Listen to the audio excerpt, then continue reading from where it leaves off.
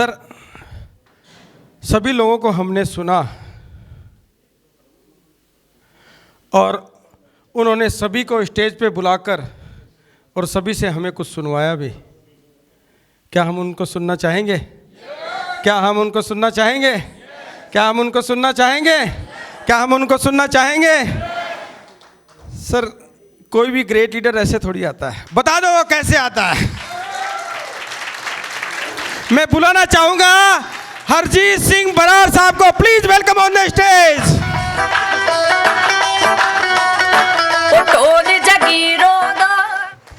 Thank you ji, thank you so much. अब मेरी बारी है बोलने की।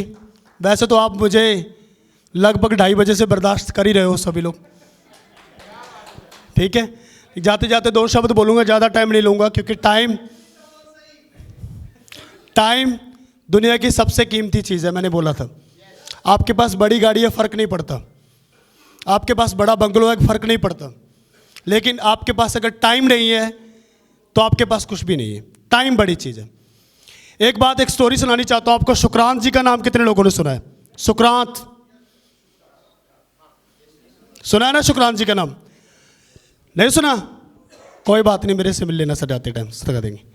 सुक्रांत जी जब किसी भक्त को ज्ञान देते थे परमात्मा का, तो उनका एक कल्चर था, उस कल्चर से सबको गुजरना पड़ता था। एक बार कोई ऐसा इंसान उनके पास चला गया, उसने बोला मुझे परमात्मा को देखना है। परमात्मा को कैसे पाया जा सकता है? उन्होंने बोला ठीक है, कोई बात नहीं, परमात्मा को देखना है? बोला हाँ देखना है। बोला सुबह 2:30 बजे नदी के किनारे पे आ जाना, मैं उधर ही मिलूंगा आपको, परमात्मा दिखाएंगे। राइट?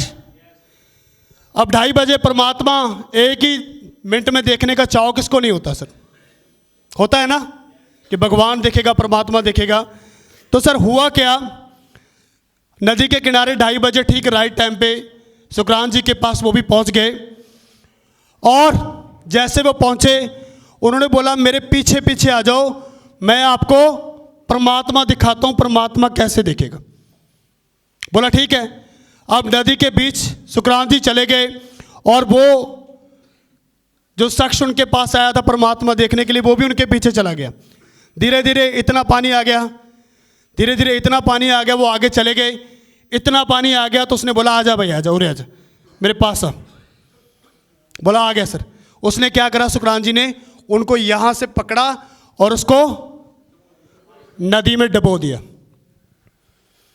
उसको डुबो दिया। अब उसका सांस बंद होने लगा, हाथ पैर चलाने लगा, लेकिन वो मन ही मन में सोच रहा था कि कौन सा बाबा है, भगवान तो पता नहीं दिखे ना दिखे, लेकिन मुझे लगता है मैं तो दुनिया से जाऊंगा आज, मेरा तो राम राम सत्य होगा।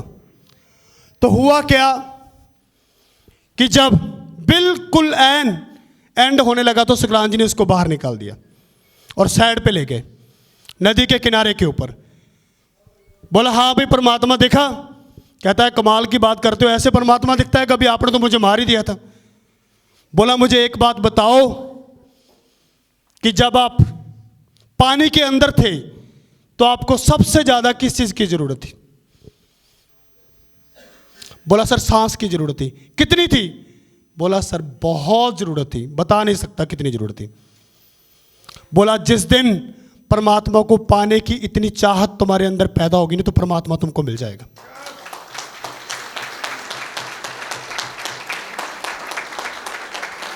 जिस दिन आपके अंदर भी कामयाबी को पाने की चाहत पैदा हो गई, दुनिया की कोई ताकत आपको कामयाब होने से नहीं रोक सकती, नहीं रोक सकती। सर बात वो नहीं है कि आपको कितने पैसे आए हैं, बात वो नहीं है कि आपका कितना बड़ा घर बन गया, बात वो नहीं है कि आपके पास कितनी बड़ी गाड़ी आ गई, बात वो है कि आपने कितने ऐसे आंसू निकले थे जिनको पूछ दिया। बात वो आती है।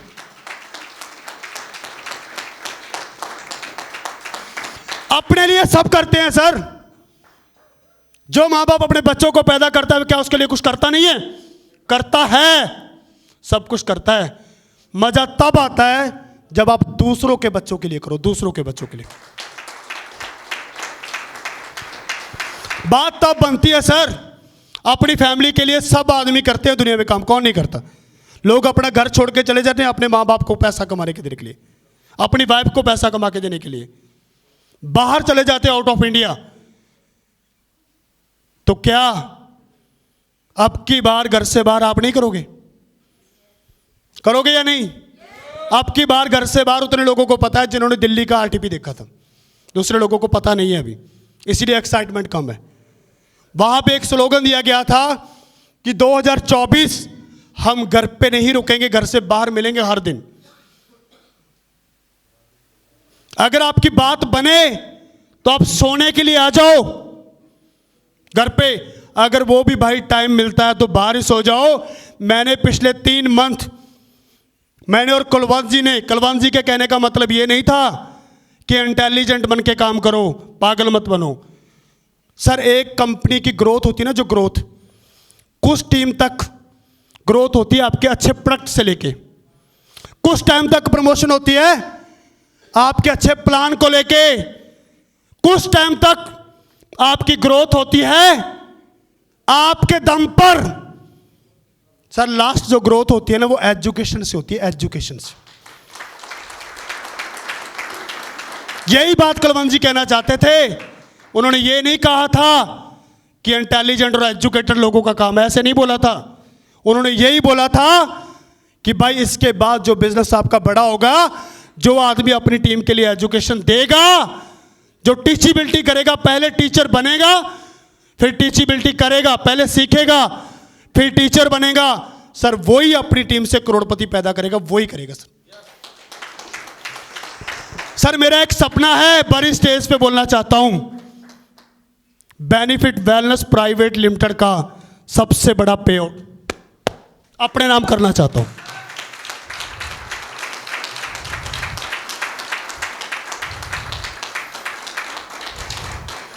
सबसे बड़ा पे आउट अपने नाम करना चाहता हूं सर, बेनिफिट वेलनेस का।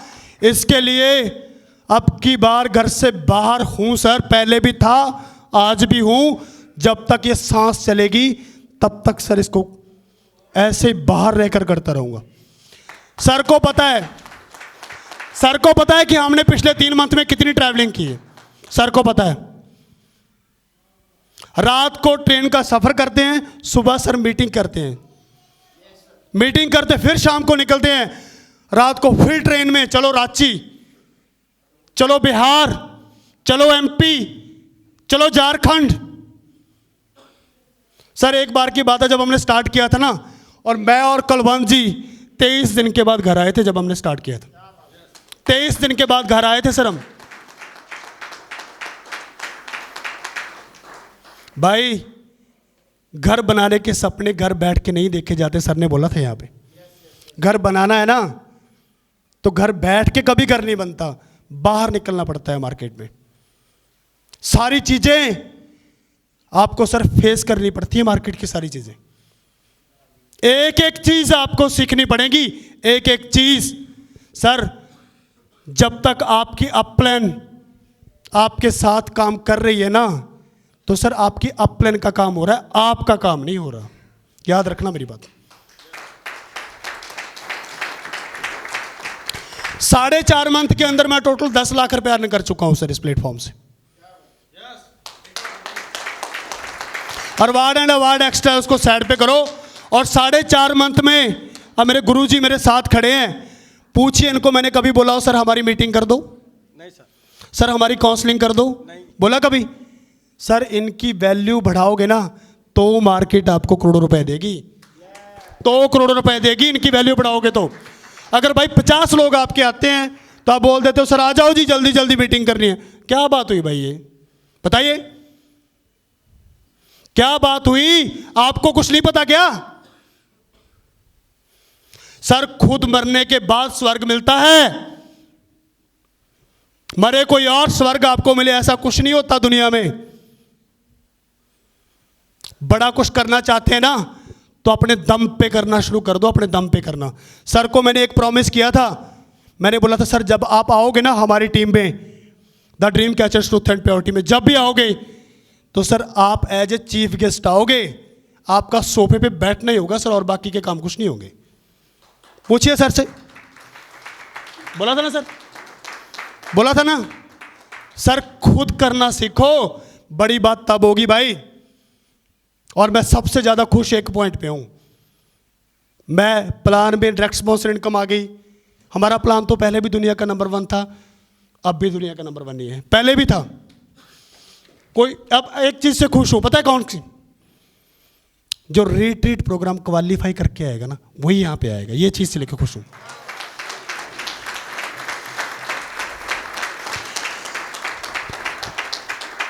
अब होता क्या है, आदमी सीरियस नहीं लेता 3000 सीसी करने के लिए, आदमी टारगेट नहीं लेता। मान लीजिए आपकी टीम में 10 लोगों ने 3000 सीसी किया, तो आपको कितना सीसी आया सर?